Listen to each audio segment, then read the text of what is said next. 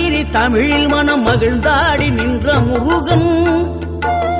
கிழவி இவள் புலமை கண்டு அழகு மிகும் குழந்தை என மகிழேறி வந்த குமரன் ஆதிசிவன் பிள்ளையன ஆனைமுகன் தம்பியன ஞான பழமான முதல்வன் நீ பாடும் குரல் வளம் கொடுக்கும் பனிமலையில் வாழும் அந்த பார்வதியின் இளைய புதல்வன் தேனெடுத்து திணை வளர்க்கும் சிறுகுரத்தி வள்ளியவள் சிந்தையில நின்ற மன்னவா நீ நாடி வரும் பக்தர்களின் நாட்டம் அதை தனித்தருளும் ஞான குருநாத